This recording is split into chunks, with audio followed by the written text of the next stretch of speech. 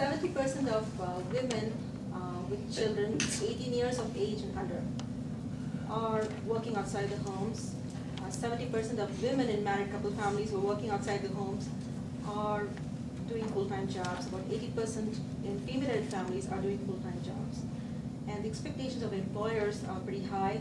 Everybody's expected to give 110% in their jobs. So people are spending more time at work than at home. And this is a concern, especially for women who have been traditional nurturers. Should women be staying with their children? Because this would really, is in line with the gender roles. And this is the question for debate today. Should women be spending more time with their children than working outside their homes? And I would like to call both the debate teams.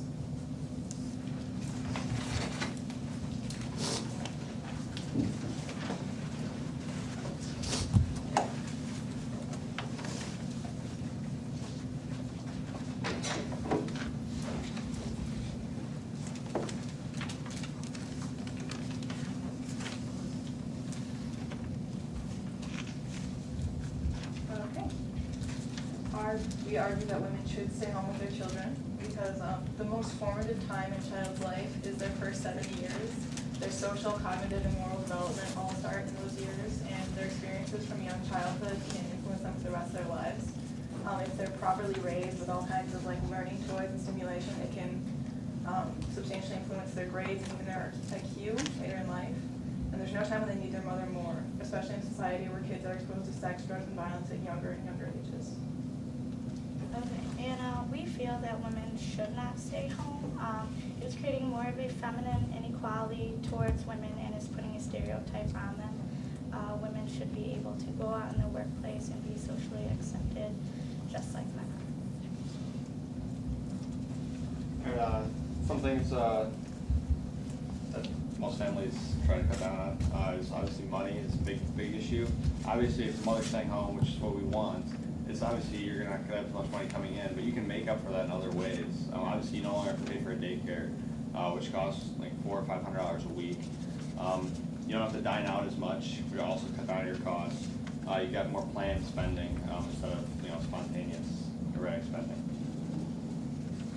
And also, to have a career that's going to support your family, you can work from anywhere between 40 to 70 hours a week, and that is a lot of time to take away from your kids. If you spend that much time out of the home, your kid isn't even going to know you.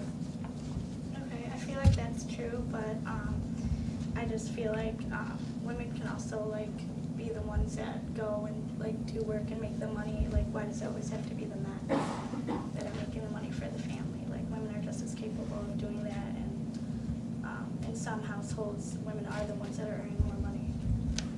In society, the way it is, we have a totally patriarchal society. It makes it a lot harder for a woman to have a career that's going to make enough money to support everyone in her family. There's lower wages for women. There's that glass ceiling. They're going to have to put in a lot more hours, and it's going to be just harder for them to make enough money to support their whole family.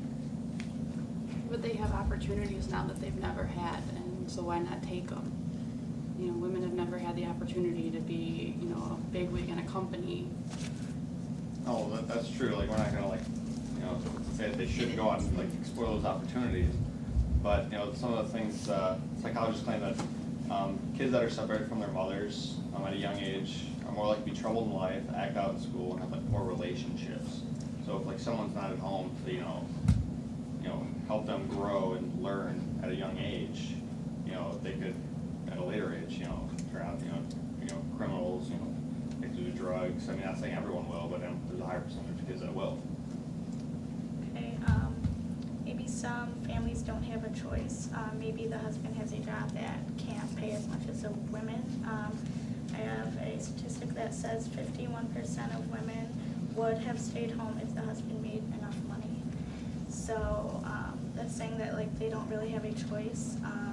They would love to be with their child and take care of them just like any woman would want to be, because they are nurturing and are good at that, but maybe the financial thing is that they're not able to do that because the husband doesn't make enough money.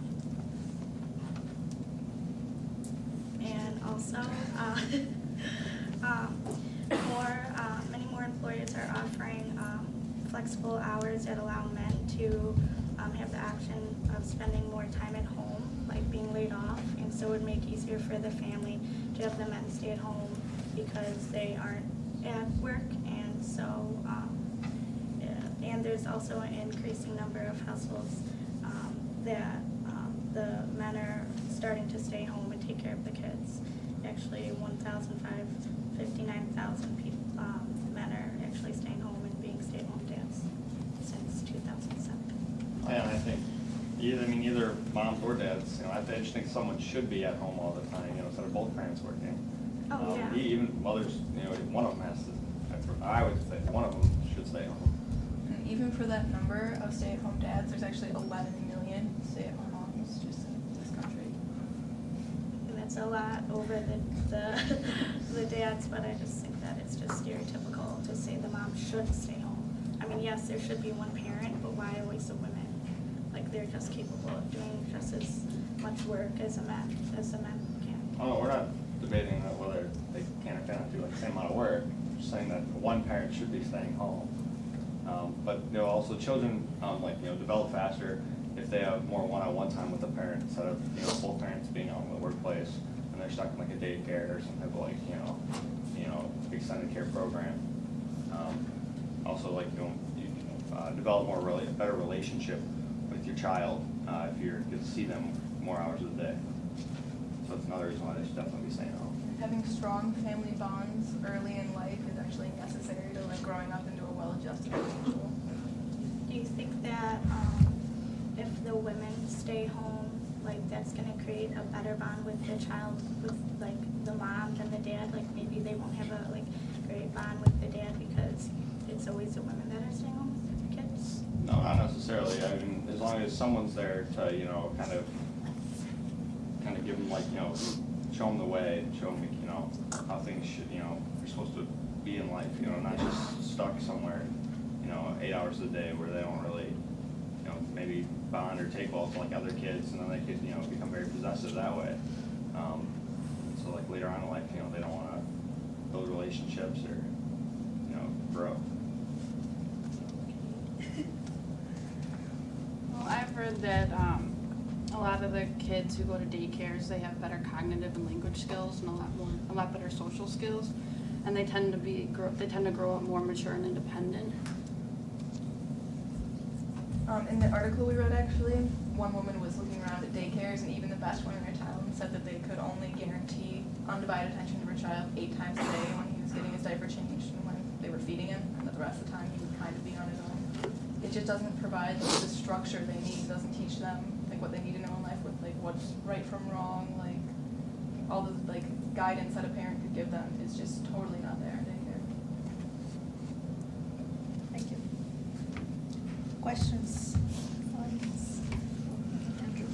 I think that you guys have talked about it as if it's a choice, but I think that, if you look at the poor, the impoverished have always had dual income families to survive, and that's sort of creeped up into the middle class now, and out of financial necessity. So, I think it's a matter of wages not keeping up with the cost of living, and eventually everyone's going to have dual incomes if our wages keep not rising with inflation and just general cost of living. I think we were debating more of an ideal situation.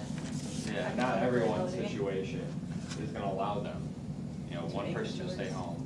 Obviously a lot of people have to, because if one person stays home, then financially they may not be able to pay for their houses or stuff like that. But a lot of families where there are 2 people working. Have a choice. Yeah, some, not everyone, but some do have that choice where either mother or father can stay home. And if one of their incomes does get cut out, there are ways around it. It's not just they're not going to be pay for their homes or cars or anything like that. So we're kind of going more towards she said the ideal situation where one could stay home.